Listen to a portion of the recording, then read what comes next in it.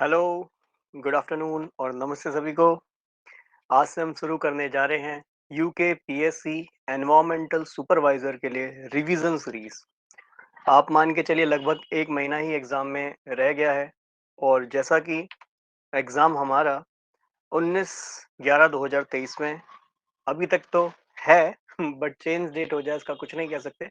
But हाँ, अभी तक फुल ऑन एग्ज़ाम इसी डेट में होने जा रहा है। लगभग 30 डेज़ ही मान लीजिए आपके पास हैं। ठीक है?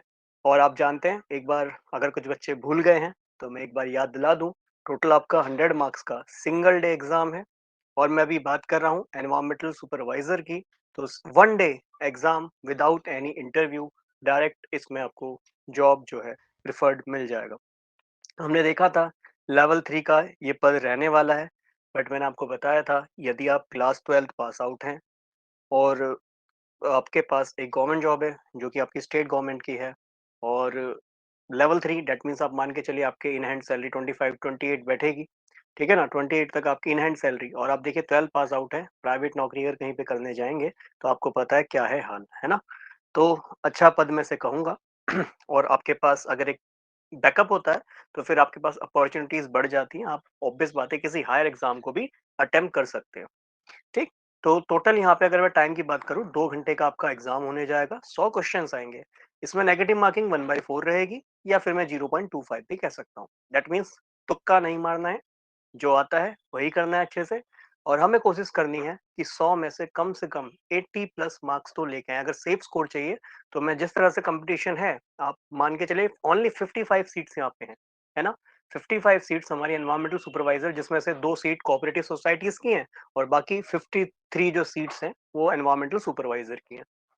तो कंपटीशन तो बहुत ही अच्छे लेवल का है क्योंकि 42 इयर्स तक की एज है, तो काफ़ी लोग इसमें आ जाते हैं।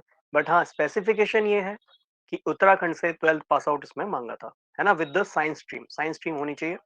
एग्ज़ाम पैटर्न बता चुका हूँ 100 मार्क्स है, काफ़ी बार मैं इस पे डिस्कस कर चुका हूँ, जिसमें फिज़िक्स 25 मार्क्स का, केमिस्ट्री 25 मार्क्स का, मैथमेटिक्स और बायो में आपकी चॉइस है। आप कुछ भी इसमें चॉइस आपने लिया होगा, ऑब्वियस से तैयारी आप कर रहे होंगे जब से फॉर्म आया है। तो 25 मार्क्स का वो आने वाला है और 25 मार्क्स का ही आपका जीएस का सेशन है। तो आप देख सकते हैं टोटल 100 मार्क्स का आपका पेपर है। 80 प्लस का टारगेट रखना ही है। 80 प्लस मैं करेक्ट आंसर्स की बात कर रहा हूँ।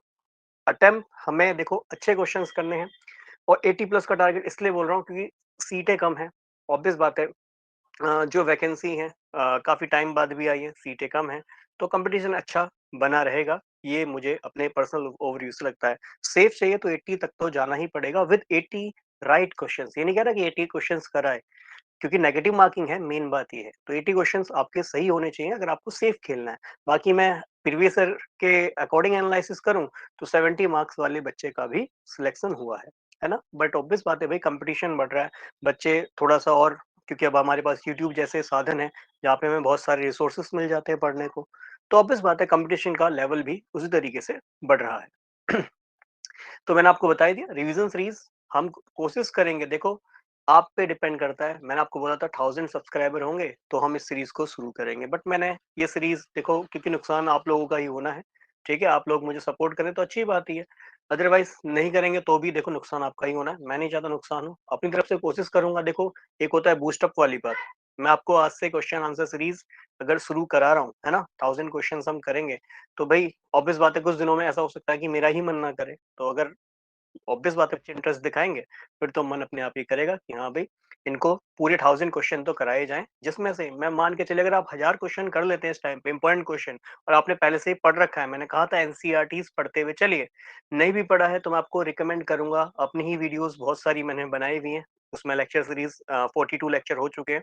उन लेक्चर सीरीज़ में कौन-कौन सी वीडियोज़ इस वक़्त देखनी चाहिए आपको, कौन-कौन सी इम्पोर्टेंट वीडियोज़ हैं जो आपको एग्ज़ाम में हेल्प करेंगी, तो वो भी मैं आपसे डिस्कस करूँगा। दैट मीन्स केमिस्ट्री में 25 में से 25 और जीएस का जो 25 मार्क्स का पोर्शन है, उसके लिए मैं आपको बता चुका हूँ जैसे बेसिक कंप्यूटर एप्लीकेशन हमारे सिलेबस में है, वो मैं करा चुका हूँ। पॉलिटी का वीडियो मैं करा चुका हूँ, ज्योग्राफी मैं करा चुका हूँ। इसके अलावा नेक्स्ट संडे में अगला तो कल ही है और उससे जो नेक्स्ट संडे आएगा उसमें हिस्ट्री का भी मैं वीडियो डाल दूँगा। एक क्लास करंट अफेयर्स की डाल दूँगा, जनरल साइंस पैरेलली चल रहा है। कुछ दिनों से तबीयत ठीक नहीं थी तो जनरल साइंस पे मैं वर्क नहीं कर पाया और ऑब्वियस बात है भई यूट्यूब पे मैं जब भी अपना सारा टाइम दे पाऊँगा, ऑब्वियस बात है भई देखो सिंपल है, मोनेटाइज़ेशन सभी को चाहिए होता है। और यही एक बैकअप होता है सभी के पास। तो अगर मुझे लगेगा कि यूट्यूब से ही मेरा सूटेबल चल रहा है, तो मैं बाकी रिसोर्सेज़ को छोड़ सकता हूँ सिंपली। और अगर नहीं होता है तो मुझे ऑब्वियस है बाकी रिसोर्सेज़ पे ज़्यादा वर्क करना पड़ेगा, यूट्यूब के लिए टाइम कम मिलेगा। तो ऑब्वियस बात है सपोर्ट करेंगे, तो ही ऑब्वियस बात है हम भी ग्रो कर पाएँगे, हम भी आगे बढ़ पाएँगे और हम आगे बढ़ते हैं, तो मैं आपसे ये तो प्रॉमिस करूँगा कि जो भी कोर्सेज़ मिलेंगे या तो बिल्कुल फ्री मिलेंगे या बहुत ही कम प्राइस में मिलेंगे। जैसे मैंने आपको बताया लैब असिस्टेंट हायर एजुकेशन का जो पूरा कोर्स है मात्र ₹300 में है, मतलब 299 में है। और जो लैब असिस्टेंट फॉरेंसिक साइंस वाला एग्ज़ाम है बीएससी लैब असिस्टेंट वाला, उसका मात्र ₹99 में बैच है। हालाँकि यूट्यूब पे सब कुछ फ्री ही पढ़ा रहा हूँ, बट वो टेस्ट सीरीज़ वगैरह, प्रीवियस ईयर क्वेश्चन्स, उसके लिए बस वो मिनिमल सा प्राइस आपसे लिया जा रहा है। ठीक है? तो जीएस का पोर्शन आप देख सकते हैं यूट्यूब पे, ये ओजीसी साइंस पे ही आपको मिल जाएगा। इसमें प्लेलिस्ट देख लीजिएगा, मैंने उसमें मैथमेटिक्स भी पढ़ाया है, रीज़निंग भी इसमें भी आपको पढ़ाया है और केमिस्ट्री। आज से शुरू करते हैं। थोड़ा-थोड़ा रिवीजन करते हुए चलिए, एनसीईआरटीज़ ओपन कर लीजिए, अदरवाइज़ जो वीडियोज़ मैं रिकमेंड करूँगा, उनको साथ में देखते हुए चलिए। क्वेश्चन आंसर फॉर्मेट में लेके चल रहे हैं, एमसीक्यू सीरीज़ में लेके आया हूँ, ठीक है? तो 1000 इम्पोर्टेंट क्वेश्चन्स हम आज से शुरू कर रहे हैं, ठीक? चलिए। तो सबसे पहला ही प्रश्न है, तो देखो क्वेश्चन ऐसा नहीं है कि हम अपनी तरफ से बना के लाए हैं। ये सब मैंने कट कॉपी पेस्ट किया है, ठीक है ना? फ़ोटो खींच के बुक से या फिर पीडीएफ से आपके सामने लेके आया हूँ। और देखो टाइप करने का टाइम मेरे पास नहीं है, सीरियसली बात बोलता हूँ, अपना खुद का मेरा बहुत बिज़ी शेड्यूल रहता है। तो टाइप करने का समय मेरे पास नहीं होता है, तो इसीलिए डायरेक्ट मैं वहीं से ही या तो स्क्रीनशॉट या फिर फ़ोटो खींच के रख रहा हूँ, ठीक है? बट ऑब्वियस बात है देखो, आप मुझे प्रमोट करते हो, मैं ग्रो करता हूँ, तो ऑब्वियस बात है इस चीज़ के लिए ऑब्वियस है, मैं भी कुछ अच्छे टाइपिस्ट वगैरह रखना चाहूँगा कि जो इस काम को जो है और डिजिटल फॉर्मेट में आपको प्रोवाइड कराएँ। बाकी हाँ, किसी को अगर पीडीएफ वगैरह चाहिए, टेलीग्राम का लिंक डिस्क्रिप्शन में दिया रहेगा, आप जाके टेलीग्राम से भी जो है इसका पीडीएफ वगैरह आपको चाहिए वो आप ले सकते हैं, ठीक है? तो शुरू करते हैं पहला क्वेश्चन, बहुत सरल सा क्वेश्चन लेके आया हूँ। पहला ही question, compound which exhibits SP hybridization. देखो ये प्रीवियस ईयर क्वेश्चन है। अब ये प्रीवियस ईयर क्वेश्चन देखो एनवायरमेंटल सुपरवाइजर का अगर मैं बात करूँ तो ज़्यादा इसका एग्ज़ाम हुआ नहीं है, या लैब असिस्टेंट की बात करूँ ज़्यादा एग्ज़ाम हुए नहीं है। तो इसलिए लैब असिस्टेंट, एनवायरमेंटल सुपरवाइजर और फिर जो पीजीटीज़ में पूछे गए हैं या फिर नीट जेईई के क्वेश्चन जो आपके लेवल के बनते हैं, वे सारे क्वेश्चंस मैं आपको सॉल्व करा दूँगा, ठीक है ना? मोस्ट इम्पोर्टेंट मान के चलिए, हर 1000 क्वेश्चन है, तो आप मान के चलिए 20 मार्क्स तो आप कहीं न कहीं गेन करेंगे ही। और देखो पेपर मैं नहीं बना रहा, इसलिए मैं 20 मार्क्स बहुत फीबल होके बोल रहा हूँ। बट क्या पता इन 1000 क्वेश्चन से आपके 25 मार्क्स क्वेश्चन तक बन जाएँ। बट मेन चीज़ क्या है? रिवीज़न। रिवीज़न ज़रूर करना है, जो चीज़ पढ़ने के लिए बोला जाए, उसको आप ज़रूर पढ़िएगा, ठीक है? तो सबसे सिंपलेस्ट क्वेश्चन है कि कंपाउंड जिसमें एसपी हाइब्रिडाइजेशन, जिसका संकरण, हिंदी माध्यम वाले बच्चे किसी प्रकार की कोई भी टेंशन ना लें, हिंदी में क्वेश्चन को मैं रिपीट करता रहूँगा। सिंपल समझ में तो आ ही गया होगा कि बोल रहा है इसमें कौन-सा यौगिक है जिसका संकरण एसपी होगा, ठीक है? सबसे पहले CH4, हालाँकि मैं इसका आंसर डायरेक्ट बता सकता हूँ, बट एक बार जल्दी से मैं आपको बता देता हूँ। देखो ड्रैगो का नियम सभी को पढ़ाया है, जो बच्चे हमसे जुड़े हुए हैं उन्होंने तो इसका आंसर दे भी दिया होगा। और देखो आंसर इतनी देर में आप कमेंट में लिखना चाहें तो लिख सकते हैं, उससे ऑब्वियस से मुझे भी लगेगा कि हाँ भाई बच्चे एक्टिवली पार्टिसिपेट इन्होंने किया था।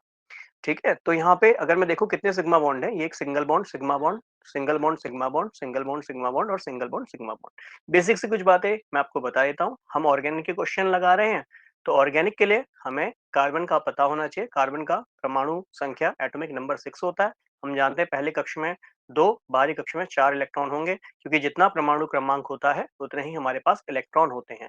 तो हम सभी जानते हैं। और फिर वही कहानी, जिनको पढ़ना है बेस से पढ़िए। बेसिक मैंने आपको ऑलरेडी पढ़ाया है। ऑर्गेनिक का ही आप बेस देखो, ऑर्गेनिक में क्वेश्चन आईयूपीएससी से बिल्कुल बनेगा, क्योंकि 25 मार्क्स में एक आईयूपीएससी क्वेश्चन मिल जाए कोई बड़ी बात नहीं है। तो 99% मैं कह सकता हूँ हाँ, कि आईयूपीएससी से क्वेश्चन जरूर बनेगा। तो आईयूपीएससी तैयार कर लीजिए, पूरा सेपरेट वीडियो मैंने डाला है, प्लेलिस्ट आपके पास पड़ा है, प्लेलिस्ट में जाके जरूर देखिएगा। तो यहाँ पे 6 इलेक्ट्रॉन है, तो पहली में आपने 2 इलेक्ट्रॉन फिल कर दिए, फिर आउटर मोस्ट में आपने 4 इलेक्ट्रॉन फिल कर दिए। फिर आप ये भी जानते हैं कि कार्बन के अगर बाहरी कक्ष में 4 इलेक्ट्रॉन है, तो भैया कोई भी एलिमेंट आएगा और इसके साथ अपना अष्टक पूरा कर लेगा, ऑक्टेट पूरा कर लेगा by sharing of electron, electron share करके। और जब भी इलेक्ट्रॉन शेयर होता है, तो वहाँ पे हमेशा कोवेलेंट बॉन्ड बनता है, जिसको हम सहसंयोजक बंध भी कहते हैं। तो 2 इलेक्ट्रॉन की शेयरिंग से एक बंध बनता है, और अगर वो एक सिंगल बंद है तो उसको हम सिग्मा बॉन्ड कहते हैं। अगर वहाँ डबल बॉन्ड मौजूद है तो उसमें पहले से ही सिग्मा बॉन्ड मौजूद होता है, उसके बाद पाई बॉन्ड मौजूद होता है। इसके लिए मैं आपको बता चुका हूँ। अगर आप एटॉमिक स्ट्रक्चर बिल्कुल बेसिक क्लास से देखेंगे ना, तो ये सब मैंने वहाँ पे आपको पढ़ाया है कि क्यों पहले ही सिग्मा बॉन्ड बनता है देन पाई बॉन्ड बनता है। बट फिलहाल आप डायरेक्ट इसको याद कर सकते हैं कि ट्रिपल बॉन्ड है, तो ट्रिपल बॉन्ड में एक सिग्मा होगा, बाकी दोनों बॉन्ड पाई होंगे। तो यहाँ पे अगर मैं देखूं, चारों बॉन्ड सिंगल हैं, सिंगल बॉन्ड को हम सिग्मा बॉन्ड से रिप्रेजेंट करते हैं। जब भी हमें संकर्ण निकालना होता है तो एक सिंपल सा रूल, ड्रैगो का नियम हम लगा देते हैं। ड्रैगो रूल बहुत सिंपल सा नियम मैंने बताया था, ठीक है। हाइब्रिडाइजेशन संकर्ण निकालने के बहुत सारे तरीके बन सकते हैं, पर सबसे सिंपलेस्ट मैं आपको बता रहा हूँ, क्योंकि ऑब्वियस बात है, हमसे ये नहीं पूछा जाएगा कि संकर्ण इस मेथड से निकालिए। देखो क्वेश्चन डायरेक्ट पूछा है कि इसमें से एसपी हाइब्रिडाइजेशन, एसपी संकर्ण किसका होगा, ठीक है। तो मैं यहाँ देखूं, 4 सिग्मा बॉन्ड है, लोन पेयर कितना है 0, 4 प्लस 0 डेट मीन्स इसका स्टेरिक संख्या 4 आएगी। 4 का मतलब इसका संकरण sp3 आएगा। जिसका संकरण sp3 होता है, आपको ऑलरेडी बता चुका हूँ, वो टेट्राहेड्रल चतुष्फलकीय होता है। वहां पे बॉन्ड एंगल 109 डिग्री 28 मिनट और 30 सेकंड का होता है। देखो ये रिवीजन है, इसलिए मैं सब कुछ आपको बिल्कुल धीरे धीरे पढ़ा रहा हूँ। अदरवाइज डायरेक्ट आंसर दिख रहा है कि एसपी है, एसपी हाइब्रिडेशन हमें ट्रिपल बॉन्ड में देखने को मिलता है, और ट्रिपल बॉन्ड केवल ऑप्शन नंबर 4 में बन रहा है। डायरेक्ट आंसर को मिल सकता है, और ऐसे ही प्रैक्टिस हमें करनी है कि एग्जाम में ना, देखो हालांकि टाइम बहुत सफिशियंट है, क्योंकि 120 मिनट में केवल 100 क्वेश्चन कर दें, बट मैं नहीं चाहता कि एक क्वेश्चन में आप फिर भी 45 सेकंड से या हद से 1 मिनट से ज्यादा का टाइम दें, है ना। 45 सेकंड में तो आपका आंसर आ ही जाना चाहिए। ये क्वेश्चन का आंसर तो देखते ही बनना चाहिए कि हाँ भाई एसपी है, ट्रिपल बॉन्ड में ही बन सकता है। ट्रिपल बॉन्ड केवल ऑप्शन नंबर 4 है, जो कि आपकी इथाइन है। बाकी सभी में, पहले वाले में देखो सभी में सिंगल बॉन्ड है, जिसकी वजह से जो संकरण है, हाइब्रिडाइजेशन है, वो sp3 आ रहा है। अगर मैं सेकंड वाला देखूं तो सेकंड इथेन है।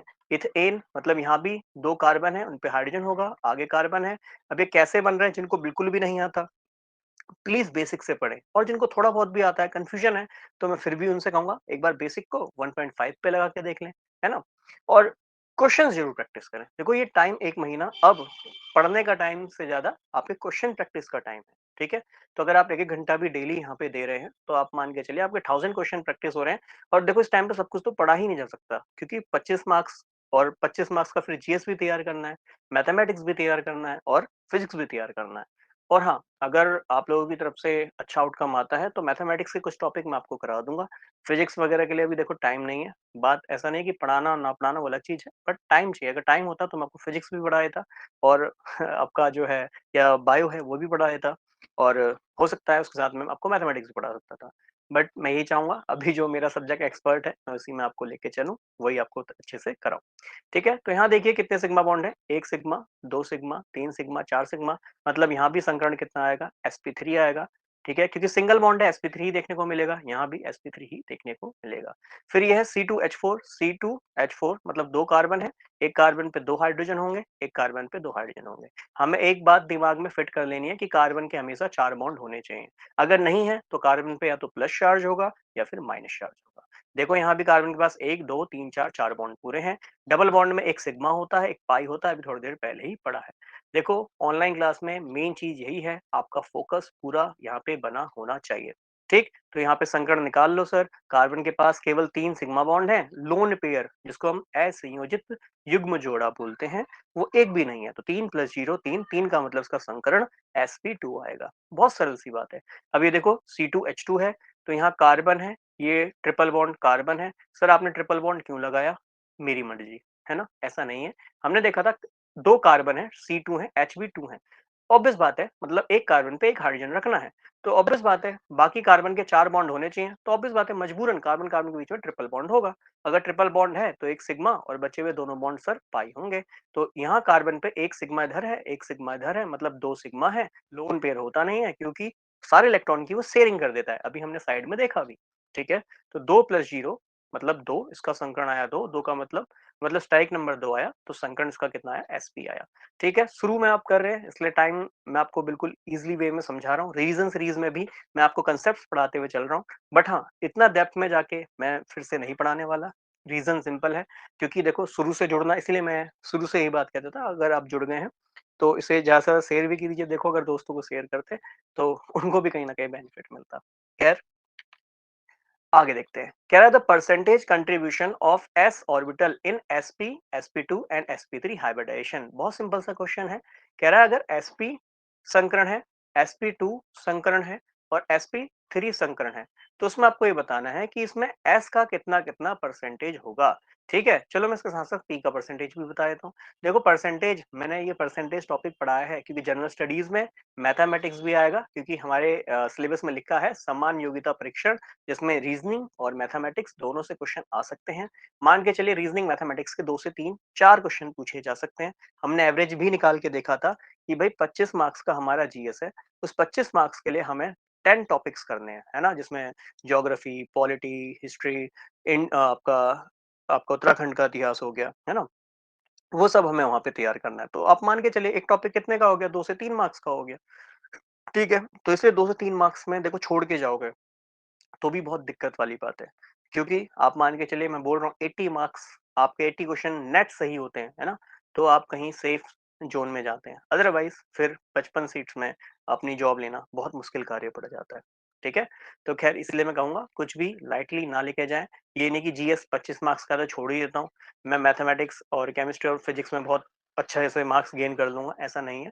मैंने वो दो दो ढाई ढाई घंटे में वो सेशंस कंप्लीट किए हैं, और आप प्रीवियस ईयर उनसे लगा के देखिएगा, कोई सा भी, मैं आपसे कह रहा हूँ यूकेपीएससी अपर या लोअर का पेपर भी उनसे लगा के देखिएगा, आपके बहुत सारे क्वेश्चन वहां से बन रहे होंगे। देखो सब कुछ तो नहीं बन सकता, 2.5 घंटे में मैं ज्योग्राफी कंप्लीट नहीं करा सकता, ये फैक्ट है।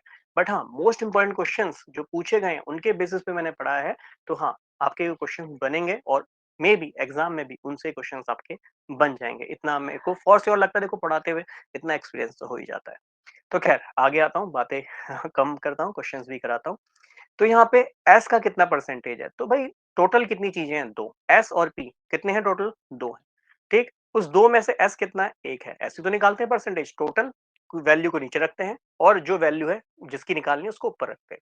जैसे आपका एग्जाम है 100 मार्क्स का, तो 100 को नीचे लिख दूंगा, टोटल हो गया। और आपके 80 आए हैं तो 80 को ऊपर लिख दूंगा, और परसेंटेज निकालते हैं तो गुना 100 कर दूंगा, तो डेट मींस आपके 80% मार्क्स आए हैं। तो वही चीज मैं यहाँ भी कह रहा हूँ, एस और पी कितने ऑर्बिटल है, टोटल दो है। एस कितना है, उन दोनों में से एक है, और परसेंटेज निकालना तो गुणा में 100 कर दीजिए। ठीक है, तो परसेंटेज भी मैंने पढ़ाया हुआ है, तो 50% वहां पे आएगा। और अगर यदि आप वो जीएस वाला पोर्शन कंप्लीट करते हैं तो वो आपको हेल्प, अभी अपकमिंग आपको पता है यूकेपीएससी आरओ एआरओ का एग्जाम भी आ रहा है, उसमें 50 मार्क्स का तो जनरल एप्टीट्यूड ही है, मतलब मैथमेटिक्स और रीजनिंग का पोर्शन ही है। तो वो आपका तैयार होगा अगर आप इसके लिए भी तैयार करते हैं, है ना। बहुत सारे बेनिफिट हैं, देखो एक ही कोर्स के बहुत सारे बेनिफिट हैं।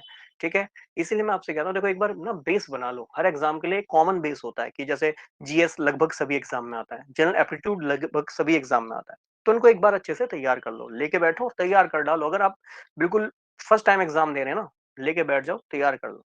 फिर क्या करो, जिस एग्जाम की तैयारी, मतलब जिस जो एग्जाम अपकमिंग है, जैसे अभी मैं कहूँ अपना पूरा माइंडसेट जिन्होंने ये फॉर्म भरा है इस एग्जाम पे लगा दो, 1 महीना है।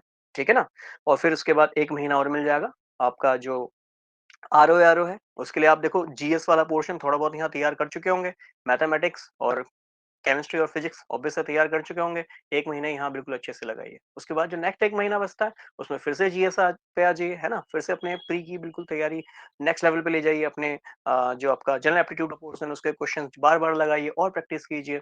फिर इसमें 100 मार्क्स का जो आपका जीएस का पोर्शन है उसके लिए और प्रैक्टिस कीजिए, है ना, बेस तो यहाँ से बनना शुरू हो जाएगा। फिर यहाँ देखो sp2 यहाँ संकरण है, sp2 में देखो टोटल कितने ऑर्बिटल है, एक s p दो, टोटल कितने हो गए, 3 हो गए। s उसमें कितना है, उन तीनों में से s केवल एक ही है, और परसेंटेज है तो गुणा में कितना कर दूंगा, 100, तो यहाँ पे sp कितना परसेंट, s परसेंटेज कितना आ जाएगा, 33, है ना। भाई 1/3 जो होता है हमेशा 33.5% होता है, या 33.33% होता है। अच्छा, अगर यहाँ S का 50% है तो P कितना होगा, सर P भी 50% होगा, ऑब्वियस है, दोनों मिला के तो हर चीज कितनी होती है, 100% होती है। ऐसे अगर ये 33.33 है तो ये 66.66 हो जाएगा। ठीक है, ऐसे यहाँ देखो टोटल कितने, S एक, टोटल P तीन, मतलब 3 और 1 4, उसमें से S कितना है, केवल एक है, तो निकाल लीजिए 100 से मल्टीप्लाई करके 25% आ जाएगा।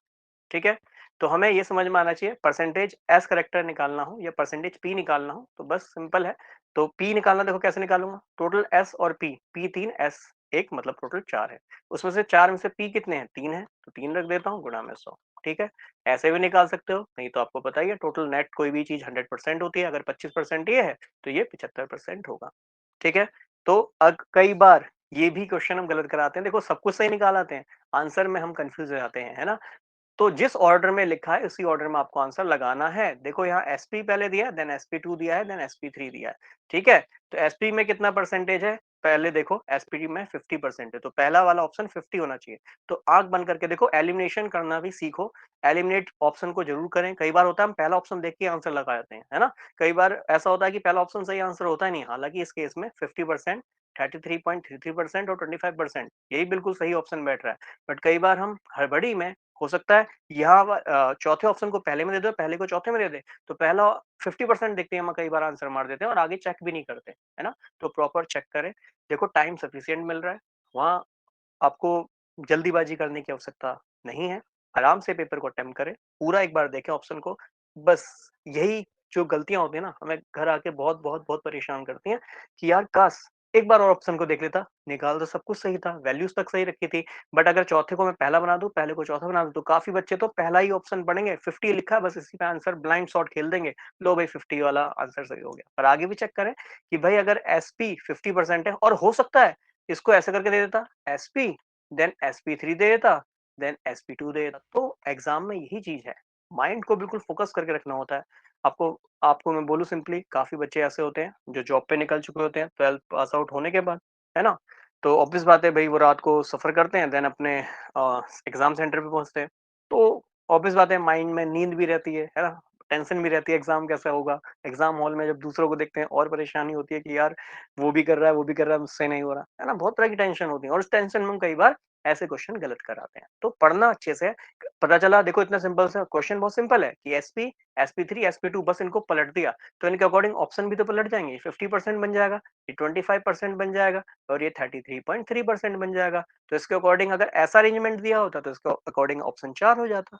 तो इन चीज़ों को ज़रूर एक बार चेक कर लें, जल्दीबाजी भी ना करें। क्योंकि देखो मैं ये नहीं कहूँगा कि एसएससी जैसा एग्ज़ाम है ना? कम टाइम में ज़्यादा क्वेश्चन करने हैं। टाइम बहुत सफिशिएंट है, 120 मिनट में 100 क्वेश्चन करने हैं, 1 मिनट से भी ज़्यादा का समय आपको मिल रहा है। फिर भी कोशिश करें 45 सेकंड में क्वेश्चन को निपटाने की, हद से हद 1 मिनट में क्वेश्चन निपटा ही दें। बिल्कुल रिलैक्स भी ना हो, बहुत तेज़ भी ना जाएँ, बीच वाला रास्ता अपनाएँ, बिल्कुल मॉडरेट रास्ता अपनाएँ एग्ज़ाम को सॉल्व करने के लिए। ठीक है? आगे है the change in hybridisation of carbon atom in dehydration of acetamide is given by the reaction. हमें इस रिएक्शन को याद भी रखना है। इस रिएक्शन का आउटकम क्या पता एग्जाम में डायरेक्ट ऐसी रिएक्शन पूछ ली जाए। हमें समझ में आना चाहिए ये जो P4O10 है, ये एक डिहाइड्रेटिंग एजेंट है। यहाँ से ये चीजें हमें याद करनी है, कॉपी में आप नोट करते हैं, नोट भी कीजिए। ये एक डिहाइड्रेटिंग एजेंट है। डिहाइड्रेटिंग एजेंट का मतलब है ये वाटर को निकाल देता है ना, निर्जलीकरण कर देता है, मतलब वाटर को यहाँ पे निकाल देगा। तो वाटर का मॉलिक्यूल यहाँ से निकालेगा तो देखो यहाँ से H2 निकलेगा और यहाँ से O निकलेगा, है ना? ये सिंपल सा तरीका है, बाकी हम इसकी मैकेनिज्म वगैरह सब कुछ आपको पढ़ा सकते हैं, बट अभी उसका टाइम ही नहीं है, समय ही नहीं है। और ऑब्वियस बात है 12th बेस पे ये रिएक्शन है, तो डायरेक्ट ये रिएक्शन देखने को मिलेगी, उसकी मैकेनिज्म वगैरह आपके एग्जाम में नहीं मिलेगा। तो यहाँ से हमें समझना चाहिए जब भी P4O10 डाला जाता है, याद कर लीजिए डिहाइड्रेटिंग एजेंट है। तो ये आपका एसिटामाइड है, इसका नाम मैं बोलूँ, कॉमन नेम बोलूँ तो ये है एसिटामाइड। ठीक है? ये एसिटिक ग्रुप है और उसपे NH2 एमाइड ग्रुप लग रखा है। एसिटामाइड में यदि आप P4O10 डालते हैं, तो ये डिहाइड्रेटिंग एजेंट है, वाटर मॉलिक्यूल निकाल देगा और ये बना देगा CH3CN। अब ये चीज़ हमें यहाँ याद रखनी है, क्योंकि रिएक्शन है, डायरेक्ट पूछ ली जाए कि कंप्लीट द रिएक्शन या बोल दे इसका फाइनल प्रोडक्ट क्या है, कुछ भी क्वेश्चन बन सकता है। बट ये क्वेश्चन अलग तरीके से पूछा है। यहाँ पूछा है कि ये जो कार्बन है ना, जिसका आप डिहाइड्रेशन कर रहे हैं, इस कार्बन का संकरण किससे किस में परिवर्तित हो रहा है, मतलब इसका हाइब्रिडेशन पहले क्या था और बाद में क्या इसका हाइब्रिडेशन हो रहा है। तो चलिए यहाँ पे हाइब्रिडेशन निकालिए। तो यहाँ सर एक सिग्मा है, ये दो सिग्मा है, ऑक्सीजन और कार्बन के बीच में यहाँ डबल बॉन्ड है। डबल बॉन्ड का मतलब सर एक सिग्मा है और दूसरा पाई बॉन्ड है। तो बताइए यहाँ पे इसका जो संकरण है वो क्या आएगा। तो इसके पास तीन सिग्मा है, देखो एक सिग्मा, दो सिग्मा, तीन सिग्मा, और अभी देखा था तीन सिग्मा है, लोन पेयर जीरो, ड्रैगो का नियम।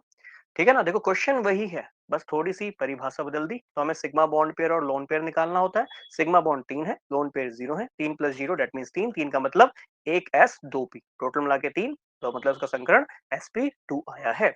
तो पहला ऑप्शन बनेगा, काट दो। दूसरा बनेगा, नहीं। तीसरा बनेगा, नहीं। तो यहाँ तो ऑप्शन एक ही दिख रहा है पहले उससे निकालने से। बट मैं वही कह रहा हूँ, क्रॉस चेक जरूर कर लें, क्योंकि यहाँ तो ऑप्शन ही बहुत ईजी है कि sp2 अगर हमने इसका निकाल लिया तो ही हमारा आंसर बन गया। बट एक बार प्रोडक्ट को भी ज़रूर चेक करें। यहाँ ट्रिपल बॉन्ड है तो इसमें एक सिग्मा होगा, बाकी दोनों सर पाई होंगे। ये भी कैसा होगा? सिग्मा होगा। 2 सिग्मा मतलब इसका संकरण sp ही होगा, तो चौथा ऑप्शन बिल्कुल सही बैठ रहा है। देखो, आपको समझा के कराने में भी मुझे नहीं लगता है इस क्वेश्चन में मुझे 1 मिनट या 1.5 मिनट या 2 मिनट से ज़्यादा टाइम लगा होगा, समझा रहा हूँ, अदरवाइज़ देखते ही ये आंसर बनता है। ठीक है ना? बाकी ऑब्वियस है, प्रैक्टिस करेंगे तो ये बनेगा।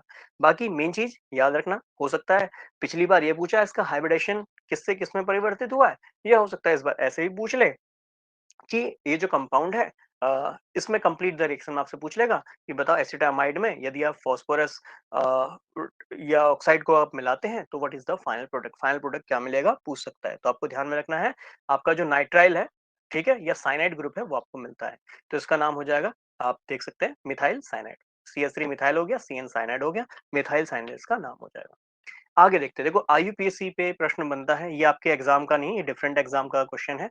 पर देखो ये जो कंपाउंड है, ये कंपाउंड दिया है, ये कंपाउंड देखना, ये कंपाउंड दिया है, ये कंपाउंड दिया है, कह रहा है इसका IUPAC बताओ। याद है ये लास्ट में बिल्कुल IUPAC के एंड में मैंने आपको पढ़ाया था। IUPAC से प्रश्न बनेगा। देखो 3 एग्जाम है आपके केमिस्ट्री से, पहला तो यही हो गया एनवायरमेंटल सुपरवाइजर, और इसके बाद आपका जो फोरेंसिक साइंस वाला है, और इसके अलावा जो हायर एजुकेशन वाला है। 3 आपके एग्जाम आ रहे हैं, तीनों में से एक ना एक एग्जाम में IUPAC पे क्वेश्चन बनेगा। मे बी एनवायरमेंटल सुपरवाइजर पे IUPAC में कोई क्वेश्चन पूछ ले, कुछ भी IUPAC पूछ सकता है। तो मैं आपको ऑलरेडी IUPAC पूरा डिटेल वीडियो पढ़ाया है, A to Z उसमें IUPAC आपको पढ़ाया है, ठीक है, जो कि आपको इस लेवल के जितने भी एग्जाम है ना उसमें आपका IUPAC इजिली कंप्लीट करा देगा। ठीक है, तो सबसे पहले अगर मैं इस क्वेश्चन को देखूं, ये जो बनाया है ना, एक स्क्वायर को बीच में से काट दिया, उसका डायगोनल बना दिया, विकर्ण बना दिया, तो कह रहा है इसका IUPAC क्या होगा। तो पहला ऑप्शन और दूसरा ऑप्शन तो उसको देखते ही कट जाना चाहिए। सर ये क्यों कटना चाहिए? तो बहुत सिंपल सा रीजन है, क्योंकि इसमें लिखा है सर स्पाइरो, और आपको बताया था स्पाइरो कंपाउंड कैसे होते हैं। स्पाइरो कंपाउंड ऐसे वाले होते हैं, जिसमें दो जो है स्क्वायर या इसको रेक्टेंगल जो भी आप कहें, ये आपस में ऐसे जुड़ रहे होंगे, इसको हम कहते हैं स्पाइरो। स्पाइरो, ये होते हैं हमारे स्पाइरो कंपाउंड। अच्छा, इसका ये नाम अगर, हालांकि स्पाइरो तो है नहीं, पहला और दूसरा ऑप्शन तो तुरंत एलिमिनेट कर दिया, पर अगर हाँ ऐसा कंपाउंड होता तो मैं इसका नेम क्या देता, तो याद है मैंने आपको बताया था स्पाइरो। ठीक, इसके अंदर फिर हमें लिखना होता है रिंग, एक, इस रिंग में कितने कार्बन हैं, तो ये रिंग में ये तो कॉमन कार्बन है, ये कॉमन कार्बन है, ठीक, और यहाँ पे कॉमन कार्बन है, तो यहाँ पे एक ही कार्बन मौजूद है, तो उसके लिए मैं 1 लिखूंगा, 1 नहीं हालांकि 0 लिखूंगा। क्यों लिखूंगा, रीजन देता हूँ। देखो सबसे पहले यहाँ देखो कितने कार्बन है, 1 2 3 कार्बन, 3 लिख दूंगा, ठीक है। फिर इधर भी कितने कार्बन है, 1 2 3, कितना लिखूंगा, 3। फिर उसके बाद कॉमन कार्बन गिना नहीं जाता क्योंकि दोनों में गिन रहा है, इसलिए इसको मैं 0 लिखता हूँ, तो स्पाइरो 330। ध्यान रखना 3 क्यों लिखा, क्योंकि जो ये आप डिजिट को लिखोगे, ये हमेशा higher digit to lower digit रखोगे, मतलब 3 है, 3 बड़ी वैल्यू, तो 3 पहले लिखा, ऑब्वियस है, फिर 3 है, 3 लिखा, फिर 0 लिखा। 3 कहां से आए सर, देखो इधर की तरफ 3 कार्बन है, इधर भी देखो सर 3 कार्बन है, 3,3। 0 क्यों, क्योंकि 0 मतलब यहाँ पे मिल रहा है, एडजॉइनिंग पॉइंट है। ध्यान रखना कॉमन कार्बन जो होगा वो हमेशा 0 में गिना जाएगा। ठीक, चलिए इसके बाद आगे देखो, ये हो गया 330, और इसके बाद टोटल कितने कार्बन, अब गिन लो, 1 2 3 4 5 6 7, 7 है, 7 के लिए हेप्टा आता है, सभी सिंगल बॉन्ड जुड़े हैं तो एन आ जाएगा, हेप्टेन इसका नेम हो गया। अब इसका क्या नेम बना, तो सर स्पाइरो स्पाइरो वाला तो आपने कटवा दिया, दैट मीन्स या इसमें से ऑप्शन बनेगा। अब इसको अगर आप डायरेक्टली देखो तो बहुत सिंपल सा तरीका है, बहुत सिंपल सा फंडा है, कि आपने सर अभी बताया कि जो नंबर्स है ना, ये जो अंदर वाले नंबर हैं, ये अंदर वाले नंबर डिक्रीजिंग ऑर्डर में होने चाहिए, जो कि यहाँ नहीं लिखे हैं, तो ये ऑप्शन भी मैं हटा दूं, तो देखो ये 110 ये घटते हुए क्रम में लिखे हैं, तो ऑप्शन यही आंसर बन जाएगा। देखो बिना नेम निकाले मैंने इसका आंसर दे दिया, ठीक है, बट इसका नाम लिखना है, जल्दी से देखो, बाईसाइक्लो, ठीक है, यहाँ इस वाले सेंटर पे एक भी कार्बन नहीं है, यहाँ देखना कितने कार्बन है, इधर एक कार्बन है इस टिप पे, इधर एक कार्बन इस टिप पे, दैट मीन्स ये हो जाएगा 1,1, और ये कितना है, 0 है, क्योंकि यहाँ एक भी कॉमन टिप कार्बन नहीं है, तो ये 0 बन जाएगा। ठीक है, तो बाईसाइक्लो 110। अच्छा, अब टोटल कार्बन तो गिन लो, 1 2 3 और ये 4, तो 4 कार्बन है, तो ब्यूट, सभी सिंगल बॉन्ड जुड़े हैं तो एन, तो बाईसाइक्लो 110 ब्यूट एन इसका नेम हो जाएगा। आगे देखें, चलिए अगला क्वेश्चन है, the correct order of C H bond length is. अच्छा, इनमें से सी एच बॉन्ड लेंथ का ऑर्डर पूछा है, तो देखो यहाँ पे लिखा है CsP3H। कई बार तो हमें क्वेश्चन ही नहीं समझ में आता क्वेश्चन में क्या है, और हम इजी क्वेश्चन को भी छोड़ आते हैं। ठीक है, तो देखो जो ग्रेजुएशन कर रहे होंगे, मास्टर्स वाले बच्चे होंगे हमारे, वो तो तुरंत ही समझ जाएंगे कि यहाँ पे ये sp sp3 क्या लिखा है। देखो ये कार्बन है sp3, मतलब इस कार्बन पे ऐसे 3 सिंगल बॉन्ड होंगे, इसका मतलब ये sp2 लिखा है मतलब इस कार्बन पे डबल बॉन्ड होगा, ये sp लिखा है मतलब इस कार्बन पे ट्रिपल बॉन्ड होगा। ये सिंपल सा कंसेप्ट आपको दिया है, ठीक है? डायरेक्ट ना देके, single double bond triple bond ना देके, देखो कार्बन पे sp3 लिख दिया और काफी बच्चे इसको छोड़ आएंगे कंफ्यूजन में कि sp3 क्या दिया, ज्यादा दिमाग नहीं लगाएंगे इस पे। तो बहुत सिंपल सा प्रश्न है, sp3 का मतलब सिंपल है, मैंने बताया कार्बन पे सभी सिंगल बॉन्ड होंगे, यहाँ sp2 मतलब कार्बन पे डबल बॉन्ड होगा, एक हाइड्रोजन लगा है, बाकी आप जानते हैं कार्बन पे यहाँ एक और हाइड्रोजन होगा क्योंकि कार्बन के 4 बॉन्ड होते हैं। यहाँ sp लिखा है फिर h लिखा है, sp का मतलब यहाँ ट्रिपल बॉन्ड होगा। अब ये बोला है कि बॉन्ड लेंथ का करेक्ट ऑर्डर क्या होगा। तो आपको मैंने ऑलरेडी पढ़ाया हुआ है कि जो बॉन्ड की लंबाई होती है, बॉन्ड की लंबाई होती है, ये डायरेक्टली प्रोपोर्शनल होती है परसेंटेज एस करेक्टर के, परसेंटेज एस करेक्टर के, ठीक है? तो जिसका एस परसेंटेज करेक्टर ज्यादा होगा, मतलब ऑब्वियस बात है, मैंने आपको बताया था, ये तो क्योंकि सिंपल sp sp2 sp3 दिया है तो डायरेक्ट इसको उससे ही आप निकाल सकते हैं। याद कीजिए sp में अभी निकाला था, कितना परसेंटेज होता है इसका, 50% होता है। sp2 में कितना परसेंटेज होता है, अच्छा ये डायरेक्टली मत लिखना, इसको इनवर्सली लिखना, ठीक है? इनवर्सली लिखना, इनवर्सली रिलेशन है परसेंटेज एस करेक्टर का, ठीक है? जिसका परसेंटेज एस करेक्टर ज्यादा होगा उसकी बॉन्ड की लंबाई कम होगी, वी समान अनुपाती होता है। बॉन्ड की लंबाई, बंध की अगर लंबाई निकालनी है तो एस का प्रतिशत निकालिए, कितना परसेंट एस का करेक्टर है वहां पे, और बॉन्ड की लंबाई हमेशा परसेंटेज एस करेक्टर के इनवर्सली प्रोपोर्शनल होगा। यहाँ पे निकालो, यहाँ पे सर 33.33% आया था एस का, और यहाँ पे sp3 में एस का 25% आया था। तो देखो एस का 25% है यहाँ, तो एस का परसेंटेज करेक्टर यहाँ क्या है, देखो इधर से इधर की तरफ पूरा ऑर्डर लिखते हैं, ठीक है? मैं यही लिख देता हूँ नीचे की ओर ऐसे करके एरो बना के। तो मैं इधर से इधर की तरफ लिखूं, क्या लिखूंगा कि जब इधर से इधर की ओर आ रहा हूँ तो एस का परसेंटेज करेक्टर बढ़ रहा है ना, 25 से 33, 33 से 50, तो एस का परसेंटेज करेक्टर बढ़ रहा है, तो बॉन्ड की लंबाई क्या हो जाएगी, घट जाएगी, बॉन्ड की लंबाई घट जाएगी। तो दैट मीन्स sp अगर संकरण है तो उसकी बॉन्ड की लंबाई सबसे कम होगी, sp2 वाले की ज्यादा होगी, sp3 वाले की सबसे ज्यादा होगी। क्लियर? और उसको डायरेक्टली मैंने वैसे भी पढ़ाया है कि भाई ट्रिपल बॉन्ड ऑब्वियसली 3 बॉन्ड है, ज्यादा टाइटली पकड़ेंगे इसलिए बॉन्ड की लंबाई सबसे कम होगी, ठीक? इसके बाद डबल बॉन्ड की होगी और सबसे कम लंबाई, या मैं बोलूँ सबसे, सॉरी उल्टा बोल रहा हूँ, सबसे ज्यादा लंबाई सिंगल बॉन्ड की होगी। ट्रिपल बॉन्ड की लंबाई सबसे कम, डबल बॉन्ड की उससे ज्यादा, और सिंगल बॉन्ड की सबसे ज्यादा बॉन्ड की लंबाई होगी। बहुत सिंपल सा फंडा है, ठीक है? तो आ जाओ देखो जरा, the correct order of C H bond length is, तो सी एच बॉन्ड लेंथ का करेक्ट ऑर्डर क्या होगा, और ये घटते हुए क्रम में आपको पता होना चाहिए। जब ऐसे करके लिखा है तो डेट मीन्स डिक्रीजिंग ऑर्डर में लिखा है, कई बार इतने तक भी पहुंच जाते हैं, इंक्रीजिंग डिक्रीजिंग में बड़ी समस्या आ जाती है। चलिए तो देखते हैं, अगर मैं चौथे ऑप्शन को देखूं, डायरेक्ट चौथे पे आया, क्यों आया देखना, कार्बन sp मतलब ट्रिपल बॉन्ड वाला, फिर इसके बाद छोटा, ये लेस देन का साइन होता है, का छोटा है किससे, कार्बन sp2 से, और ये sp से, दैट मींस चौथा ऑप्शन ही सही बन रहा है। तीसरे को भी चेक कर लो, sp2 sp3, ये तो करेक्ट ऑर्डर ही नहीं लिखा है ना, या तो ऑर्डर ये होना चाहिए sp3 sp2 sp, या फिर sp sp2 sp3, यहाँ तो sp2 फिर sp3 फिर sp करके डाला है, सही ऑर्डर नहीं है।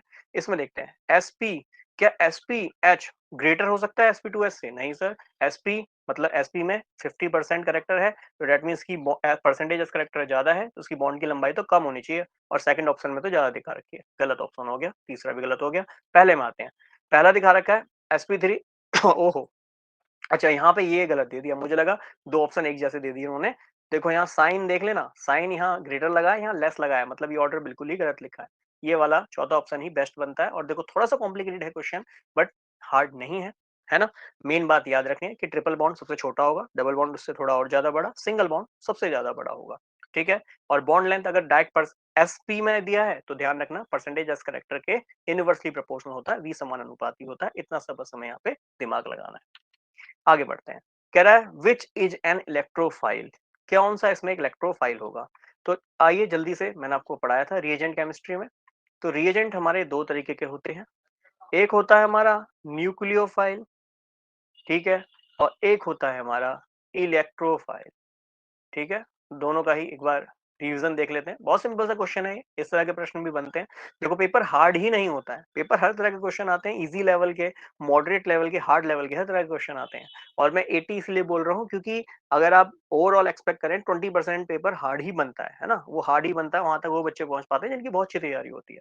तो इसलिए कह रहा हूँ एटलीस्ट 80 का टारगेट तो रखें कि 80 क्वेश्चन सही करने हैं, कि हार्ड वाले में से भी अगर 2-4 क्वेश्चन मैंने अटेम्प्ट कर लिए और इजी वाले में, मॉडरेट वाले में कुछ गलत भी हो गए, तो ऑन एन एवरेज मेरा 80 तो पहुंच जाए। 80 है तो मैं सेफ जो है स्कोर कर रहा हूँ।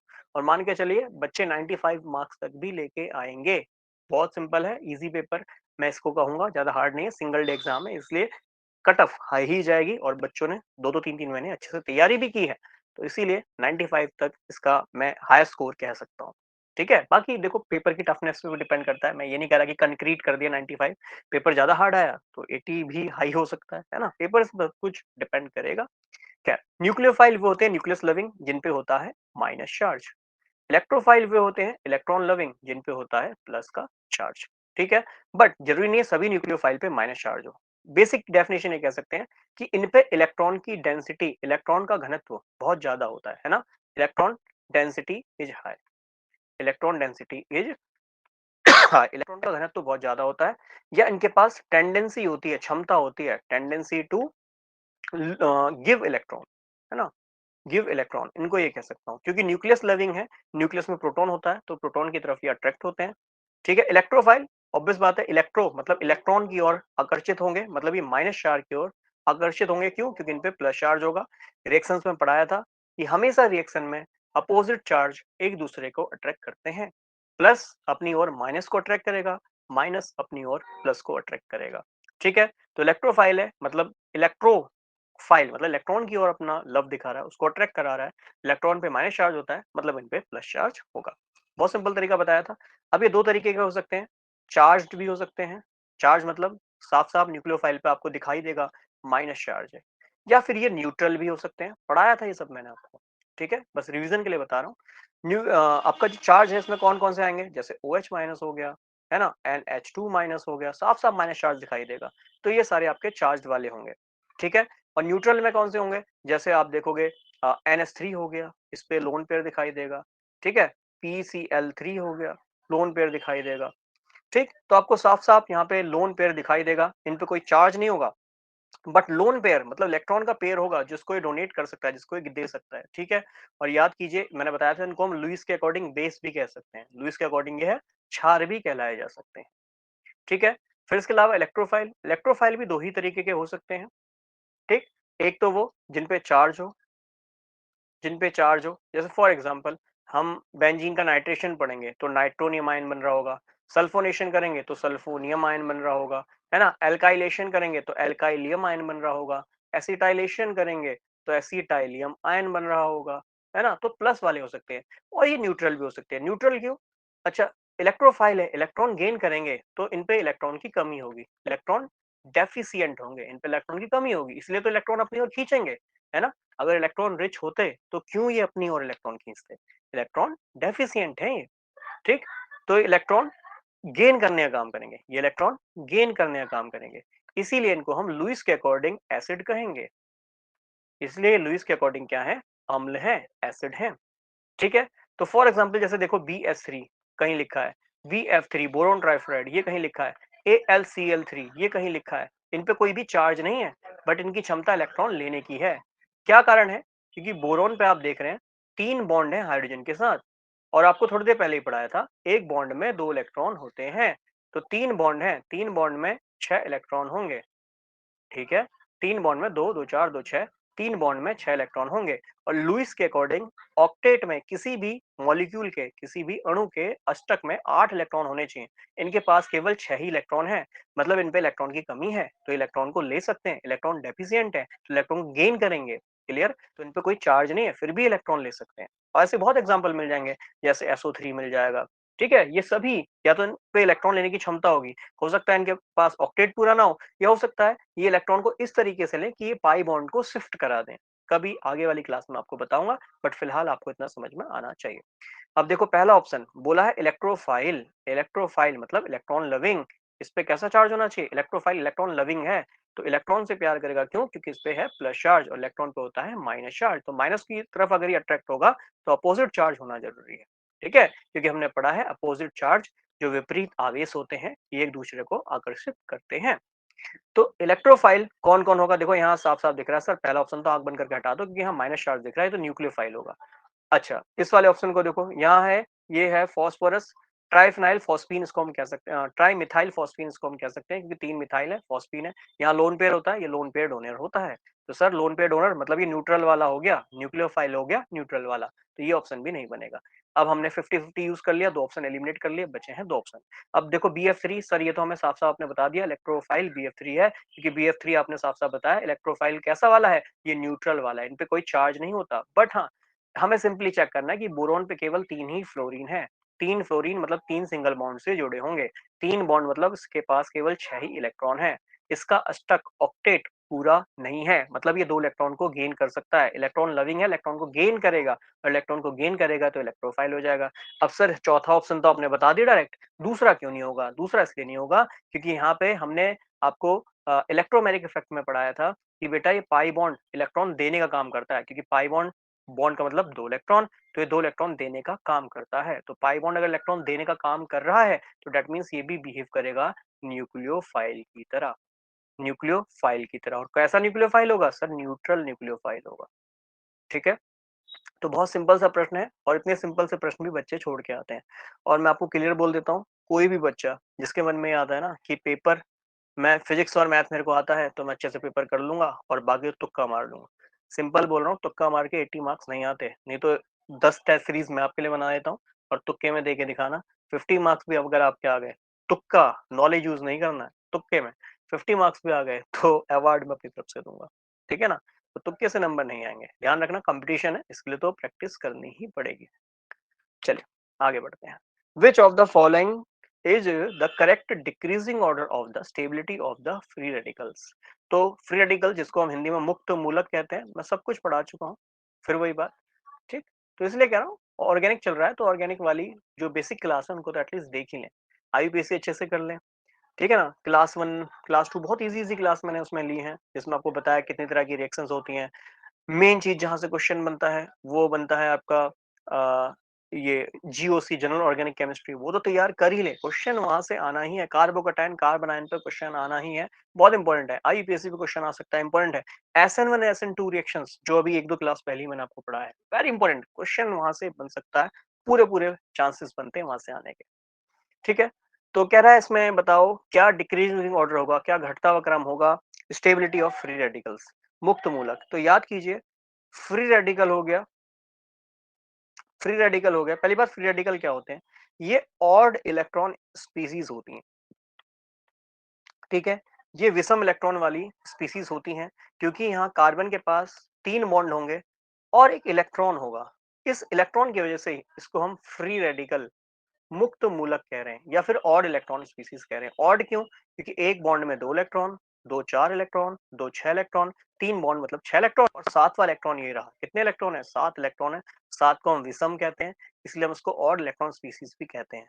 आपको पढ़ाया भी था ये बनती किस तरीके से है। ये ऐसे बनती हैं कि लाइट की प्रेजेंस में अगर मैं मॉलिक्यूल को ब्रेक करूं, एक इलेक्ट्रॉन ये गया, एक इलेक्ट्रॉन ये गया, ये आपका बन जाएगा CH3, इस पे एक इलेक्ट्रॉन, और Cl, इस पे एक इलेक्ट्रॉन। ठीक है, तो आपने देखा एक एक इलेक्ट्रॉन दोनों ने ले लिया और आपको मिल गया मिथाइल फ्री रेडिकल और क्लोरीन फ्री रेडिकल। क्लियर?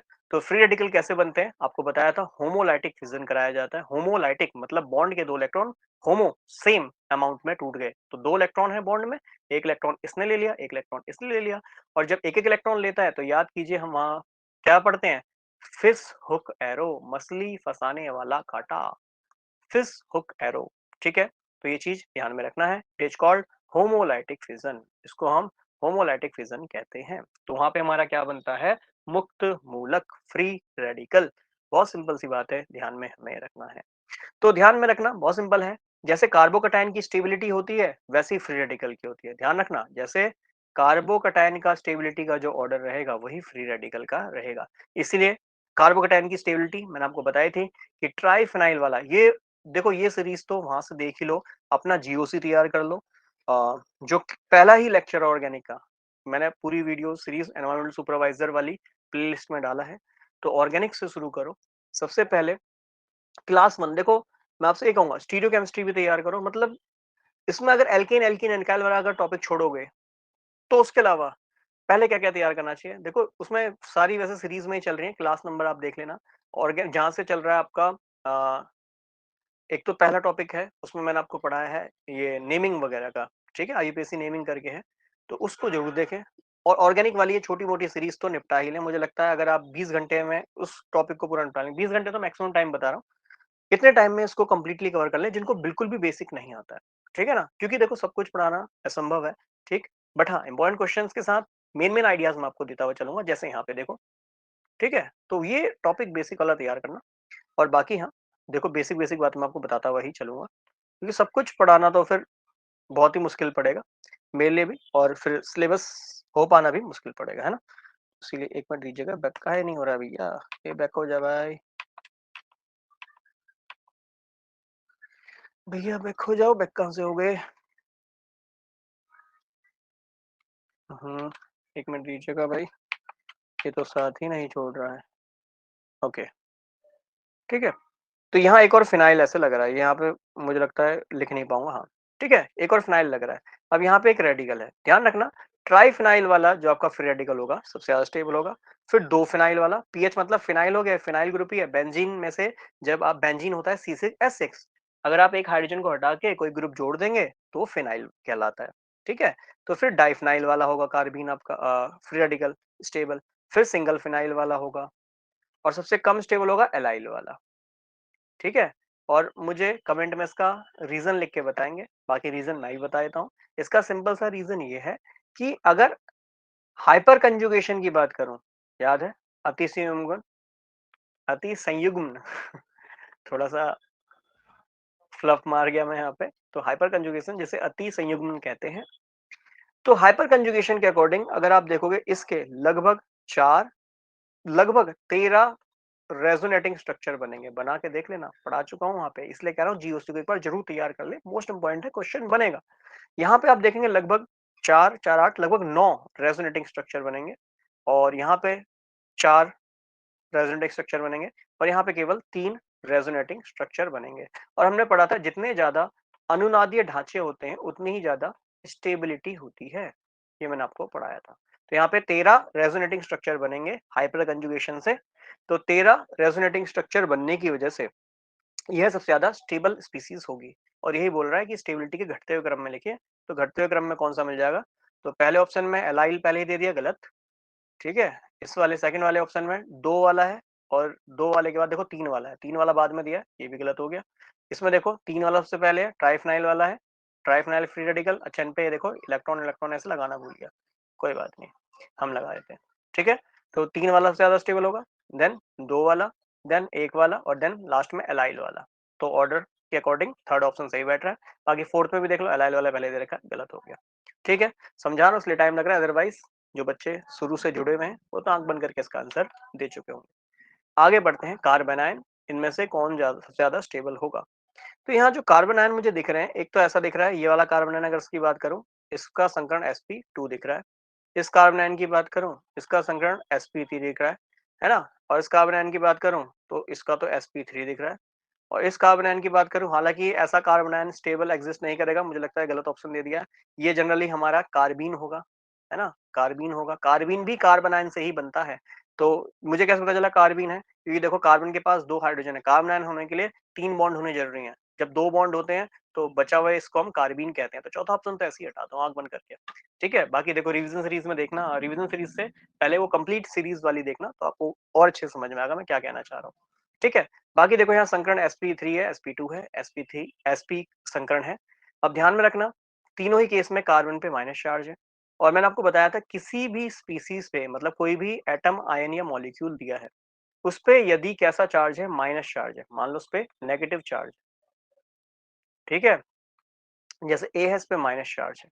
तो माइनस चार्ज को ना स्टेबल करना होता है। स्टेबिलिटी के लिए मैंने आपको बताया था, या तो आप वहां पे चेक करो क्या अनुनाद मौजूद है, रेजोनेंस मौजूद है, या फिर आप चेक करो क्या वहां पे खाली डी ऑर्बिटल मौजूद है, वैकेंट डी ऑर्बिटल, ठीक है?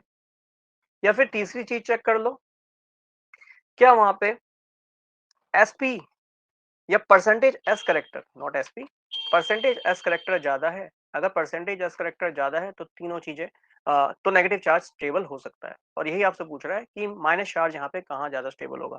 कार्बन आयन का ही क्वेश्चन है, तो सिंपल कार्बन आयन वगैरह क्या है वो अगर आप सीरीज में देख लेंगे समझ में आ जाएगा। थोड़ा क्वेश्चन मुझे अच्छा लगा, अलग लेवल का लगा, है ना। कार्बन आयन में ही कुछ हटा के पूछ लिया, या मैं बोलूँ उसकी ही एप्लीकेशन पे क्वेश्चन पूछ लिया।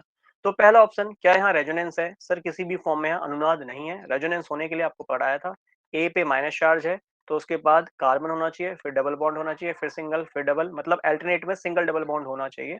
अगर ऐसा दिख रहा है तो ये माइनस चार्ज यहाँ पे अनुनाद रेजोनेंस बना सकता है। बट यहाँ कहीं भी माइनस चार्ज के बाद सिंगल बॉन्ड नहीं है। यहाँ देखो सिंगल बॉन्ड नहीं है, यहाँ है बट उसके बाद डबल बॉन्ड नहीं है, मतलब यहाँ भी रेजोनेंस देखने को नहीं मिलेगा। तो सभी कंडीशन में रेजोनेंस नहीं हो रहा।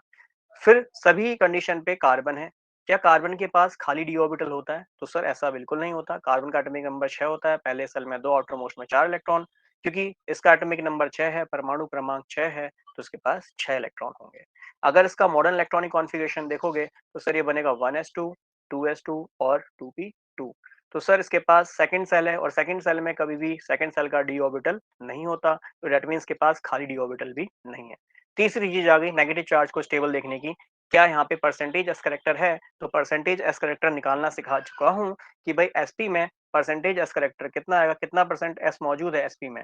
तो आप कहोगे सर यहाँ 50% एस मौजूद है। यहाँ एस कितना मौजूद होता है याद है? 33.33%, अभी थोड़ी देर पहले ही पढ़ाया था। यहाँ पे एस 25% मौजूद है। तो मतलब हम परसेंटेज एस करेक्टर से ही चेक करेंगे कि कहाँ पे कार्बन आयन ज्यादा स्टेबल होगा। तो ऑब्वियस बात है तीनों में सबसे पहला वाला ही ऐसा ऑप्शन बैठ रहा है जिसमें परसेंटेज एस करेक्टर कितना है, 50% है। तो पहले वाले में अगर परसेंटेज एस करेक्टर 50% है तो राइट आंसर इज 1। रीजन समझ में आ गया होगा, बहुत सिंपल है। माइनस चार्ज की स्टेबिलिटी, किसी भी माइनस चार्ज की स्टेबिलिटी इन्हीं तीन फैक्टर से चेक करना है। तीनों ही हो तो बल्ले बल्ले, नहीं हो तो तीनों में से एक चीज तो मिल जाए। ठीक है, तो परसेंटेज एस करेक्टर यहाँ मुझे मिल गया। परसेंटेज एस करेक्टर पहले वाले में सबसे ज्यादा है क्योंकि एसपी है, एसपी में 50% एस होता है, 50% हमारा पी होता है। sp2 में 33% ही होता है, और sp3 में तो 25% ही एस होता है। तो तीनों में सबसे ज्यादा एस का परसेंटेज पहले में, इसलिए पहला ऑप्शन हमारा सही हो गया। और ये क्वेश्चन आईआईटी जेएम में भी पूछा गया है ना। आईआईटी जेएम 2018 में पूछा गया, ये यूपी पीजीटी में पूछा गया। बहुत सारे एग्जाम का कॉमन क्वेश्चन है ये। ठीक है ना, ऐसा ही क्वेश्चन मिलता जुलता बहुत सारे कॉमन एग्जाम्स का कॉमन क्वेश्चन ही बनता है। जैम में पूछ चुका है, पीजीडी में पूछ चुका है, इसलिए तो कह रहा हूँ प्रीवियस ईयर जरूर लगाइए। ये 1000 क्वेश्चन सीरीज इसीलिए तो बनाई है, ये प्रीवियस ईयर लगा सकूं, प्रीवियस ईयर कैसे क्वेश्चन पूछे हैं वो बता सकूं, है ना। कॉन्फिडेंस इससे तो बिल्ड होता है। आगे देखते हैं, the following reaction is a type of, इनमें से कौन सी रिएक्शन इसका टाइप बनता है, देखते हैं।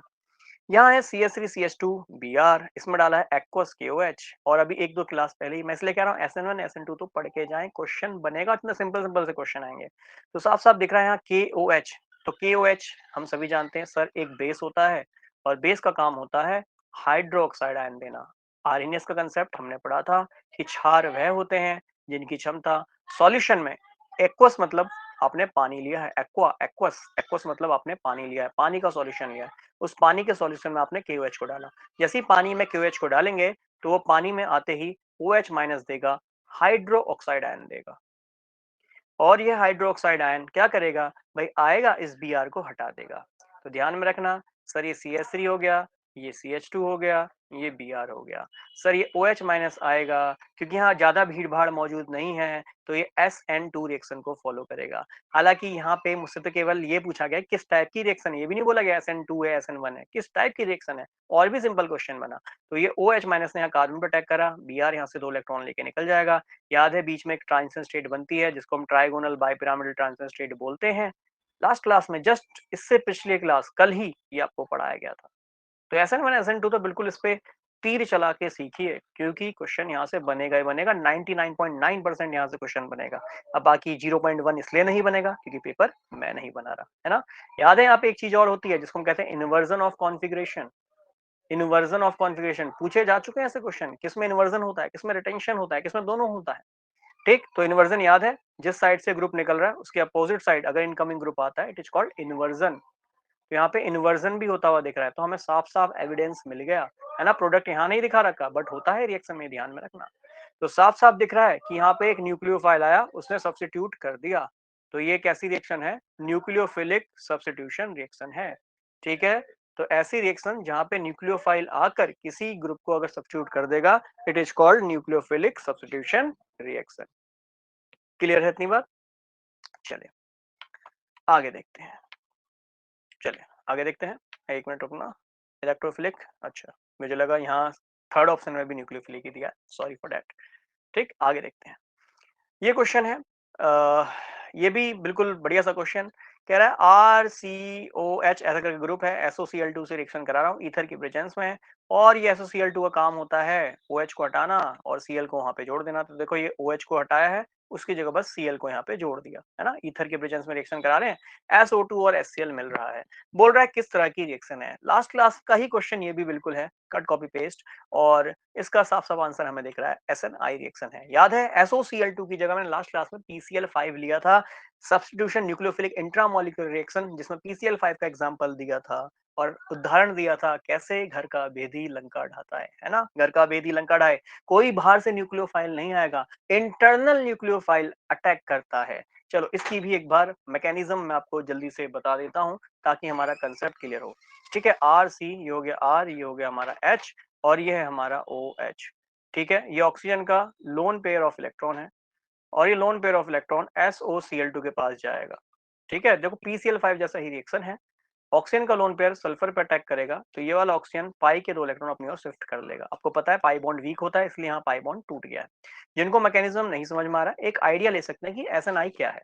ठीक है, एरो चलाना इतना जरूरी नहीं है, मेन चीज है हमें कंसेप्ट समझ में आना चाहिए, क्योंकि एरो चलाने का वाला ये टाइम भी नहीं है, सीखने का टाइम भी नहीं है, पर कंसेप्ट सीखना बहुत जरूरी है। ठीक है, अब ये माइनस चार्ज वापस से देखो रेजोनेंस बनाएगा, तो यहाँ से Cl हाइड्रोजन के साथ 2 इलेक्ट्रॉन लेगा और यहाँ से OH यहाँ इसको प्रोटॉन देगा। ऐसा क्यों हुआ? रीजन बहुत सिंपल है, क्योंकि ऑक्सीजन को माइनस चार्ज स्टेबल करना है, डबल बॉन्ड बनाएगा। सल्फर पे ऑलरेडी लगभग सारे बॉन्ड पूरे हो जाएंगे, इसलिए क्लोरीन 2 इलेक्ट्रॉन लेके निकलेगा। 2 इलेक्ट्रॉन लेकर हाइड्रोजन के पास जाएगा, कहेगा भाई 2 इलेक्ट्रॉन दे रहा हूँ, अपने 2 इलेक्ट्रॉन छोड़ के आ जा। तो H कहेगा तुरंत हाँ भाई मैं छोड़ के आ रहा हूँ। HCl निकलता है, और यहाँ से ऑक्सीजन ने देखो लोन पेयर अपना दिया था ना, वापस से 2 इलेक्ट्रॉन आ गए। लोन पेयर का मतलब 2 इलेक्ट्रॉन इसने दिए हैं, और जब 2 इलेक्ट्रॉन देते हैं, याद है डबल हेड वाला एरो चलाते हैं, बेसिक पढ़िएगा तुरंत समझ में आएगा। तो Cl यहाँ से हाइड्रोजन को उठा के ले जाएगा, ये 2 इलेक्ट्रॉन खींच लिए, HCl निकल गया। और यह R, ये एक और R है ना, 2 R है, मैंने यहाँ H लिखा है, कोई बात नहीं R लिख देता हूँ।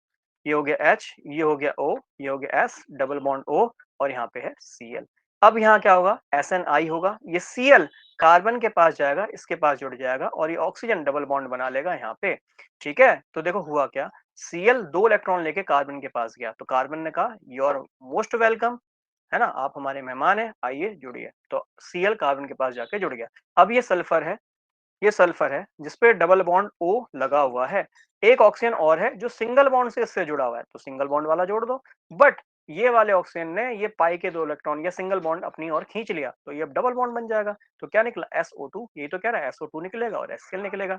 अब यहाँ पे क्या कोई न्यूक्लियोफाइल बाहर से आया? जैसे हमने लास्ट रिएक्शन देखी, इसमें OH माइनस न्यूक्लियोफाइल बाहर से आके अटैक कर रहा है, इसलिए SN2 का एग्जाम्पल हो गया। इसलिए SN2 के अंदर एक सिंपल से एग्जांपल मैं SNI के रूप में ले सकता हूं, सब्स्टिट्यूशन न्यूक्लियोफिलिक इंट्रामोलिकुलर। देखो यहाँ फुल फॉर्म नहीं दिया है, लिख देता हूं फुल फॉर्म, सब्स्टिट्यूशन न्यूक्लियोफिलिक,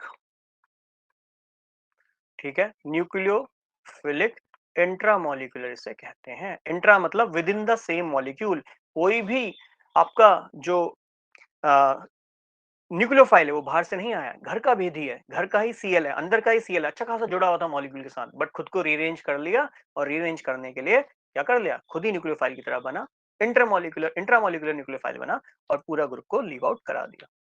ठीक है, चलो आगे अगली रिएक्शन है। ये भी अगर मैं इस रिएक्शन की बात करूं, कह रहा है बताओ किसको फॉलो करेगा, SN1 SN2 E1 E2। तो E1 E2 तो मैं तुरंत हटा देता हूं। क्यों हटा देता हूं? क्योंकि E1 E2 के लिए यहाँ एक्वस की जगह हमें एल्कोहलिक दिया होना चाहिए, है ना।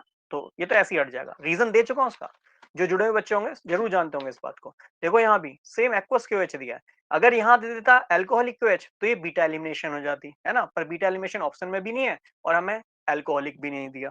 ठीक है, तो ये चीज आपको ध्यान में रखनी है, SN1 SN2 में साफ साफ बताया है कब कैसा सॉल्वेंट आपको लेना है। ठीक, चलिए इस रिएक्शन पे आते हैं। अगर इस रिएक्शन को काफी बच्चे देखें तो एक चीज तो उनके मन में आ गई होगी कि सर यहाँ तो भीड़ भाड़ बहुत ज्यादा है ना। मैं इसको ओपन करके अच्छे से बना देता हूँ। सर यहाँ तो बहुत ही अच्छी भीड़ भाड़ है, है ना? और जब भी भीड़-भाड़ होती है, आपने बताया था भीड़-भाड़ में तो आँख बंद करके SN1 कर दो। बिल्कुल यहाँ SN1 होगी, बट ये डायरेक्ट यहाँ तो क्वेश्चन ये पूछा है कि कौन सी रिएक्शन यहाँ होगी, तो SN1 होगी, आंसर हमें मिल जाएगा। भीड़-भाड़ है तो SN1 आंसर लगा दीजिए, ठीक है? बट दिक्कत क्या है? कई बार हमसे ये पूछता है what is the final product, इसका फाइनल प्रोडक्ट क्या मिलेगा? ठीक है? कई बार इस पे भी हमसे जो है क्वेश्चंस पूछे गए हैं, तो लास्ट क्वेश्चन आज का मैं यही रखूँगा, ठीक? और इसी पे मैं आज कंप्लीट कराऊँगा। तो SN1 रिएक्शन याद है, फर्स्ट स्टेप होता है, it is very slow step और यही रेट डिटरमाइनिंग स्टेप होता है, पढ़ाया था, ठीक है? Rate determining step, RDS, rate determining step. ये वो स्टेप होता है जब हम रिएक्शन का दर निकाल पाते हैं। तो Cl क्या करेगा, 2 इलेक्ट्रॉन लेकर यहाँ से निकल जाएगा। ये बन जाएगा CH3, ये बन जाएगा CH3 और एक और है CH3 और आगे दिया है CH2। अब क्लोरीन 2 इलेक्ट्रॉन लेके निकला, जो इलेक्ट्रॉन लेके निकलता है उस पे आता है माइनस चार्ज, कार्बन इलेक्ट्रॉन दिया तो उस पे आया प्लस चार्ज। सर ये कार्बोकैटायन ऐसा है जिसपे एक ही बॉन्ड है, मतलब एक ही ग्रुप लगा है, ये प्राइमरी कार्बोकैटायन हो गया। और सर आपने तो बताया था कि जब SN1 रिएक्शन होती है तो टर्शियरी कार्बोकैटायन होना चाहिए, यहाँ तो प्राइमरी कार्बोकैटायन ही है। तो ऐसी कंडीशन में बच्चों एक very important thing is the rearrangement, यहाँ पे रीअरेंजमेंट होता है।